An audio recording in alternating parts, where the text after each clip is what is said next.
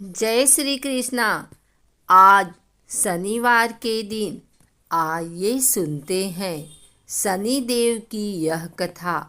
एक समय की बात है कि नौ ग्रहों के बीच श्रेष्ठता को लेकर विवाद हो गया। सभी ग्रह देवराज इंद्र के पास पहुँचे कि यह आप फैसला करके बताएं कि हम नौ ग्रहों में कौन श्रेष्ठ है। देवराज इंद्र ने इस समस्या का समाधान करने के लिए सभी ग्रहों को राजा विक्रमादित्य के पास भेज दिया, यह कहकर कि पृथ्वी पर इस समय बहुत ही न्यायप्रिय राजा विक्रमादित्य उज्जैन में राज करते हैं। आप उनके पास ही यह प्रश्न लेकर जाइए। सभी ग्रह राजा विक्रमादित्य के पास पहुँचे कि यह बताए कि हम सभी ग्रहों में कौन श्रेष्ठ है। ग्रहों के इस प्रश्न को सुनकर राजा विक्रमादित्य सोच में पड़ गए कि किसी को भी छोटा बताया तो वह नाराज हो जाएंगे। राजा ने प्रश्न का उत्तर देने के लिए एक युक्ति निकाली। राजा विक्रमादित्य ने 9 धातुओं के 9 अलग अलग सिंहासन बनाए, सभी ग्रहों को इन पर बैठने के लिए कहा और साथ ही यह भी बताया कि जो अंत में बैठेगा वह छोटा होगा। सबसे अंत में लोहे का सिंहासन होने के कारण शनिदेव सबसे अंत में बैठ पाए। शनिदेव को लगा कि राजा विक्रमादित्य ने उनके साथ छल किया है और वह क्रोधित हो गए। राजा विक्रमादित्य की 7.5 आई तो एक दिन शनि महाराज घोड़े के व्यापारी बनकर विक्रमादित्य के पास आए। राजा विक्रमादित्य ने एक घोड़ा पसंद किया और उस पर सवार हो गए। यहीं पर विक्रमादित्य शनि के फेर में फंस गए। घोड़ा राजा विक्रमादित्य को घने जंगल में ले जाकर गायब हो गया। राजा विक्रमादित्य भटकते हुए एक नगर में पहुँचे। वहाँ एक सेठ की दुकान पर राजा ने जल पिया और विश्राम करने लगे। संयोगवश उस दिन सेठ की अच्छी कमाई हुई। सेठ को लगा कि यह व्यक्ति उसके लिए भाग्यशाली है और उस पर दया करके अपने साथ घर ले आया। जब सेठानी भोजन लगा रही थी तब अचानक राजा ने देखा कि सामने की दीवार पर खूंटी में हार लटक रहा है, जिसे दीवार निगलता जा रहा है। सेठ को लगा कि खूंटी पर लटकता हार इसी अपरिचित ने चुराया है, तो उसने हार के बारे में पूछा। राजा विक्रमादित्य ने अपना असली परिचय छुपा लिया था और खुद को बीका नाम का उज्जैन का निवासी बताया था। इसलिए सेठ को जब बीका ने बताया कि हार दीवार निगल गई है तो उसे यकीन नहीं हुआ और उसने राजा से हार चोरी की शिकायत कर दी। राजा ने विक्रमादित्य से हार के बारे में जानना चाहा तो उसने बताया कि उसके देखते ही देखते खूंटी ने हार को निगल लिया था। इस बात पर राजा क्रोधित हो गए और उन्होंने चोरी करने के अपराध में विक्रमादित्य के हाथ पैर काटने का आदेश दे दिया। राजा विक्रमादित्य के हाथ पैर काटकर उनको नगर की सड़क पर छोड़ दिया गया। कुछ दिन बाद एक तेली उन्हें उठाकर अपने घर ले गया और उन्हें अपने कोल्हू पर बैठा दिया। राजा आवाज देकर बैलों को हाँकता रहा। इस तरह तेली का बैल चलता रहा और राजा को भोजन मिलता रहा। शनि के प्रकोप की 7.5 पूरी होने पर वर्षा ऋतु प्रारंभ हुई।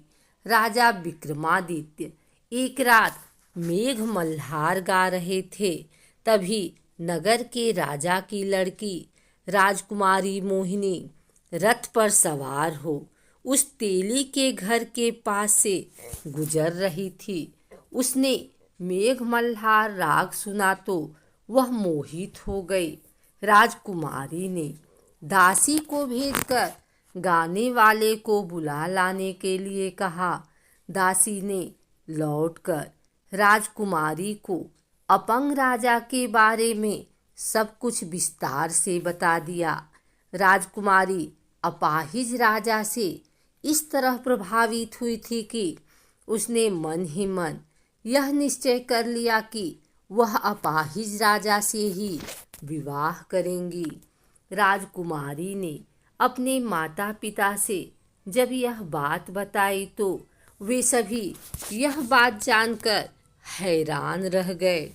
रानी ने मोहिनी को समझाया, बेटी, तुम्हारे भाग्य में तो किसी राजा की रानी होना लिखा है।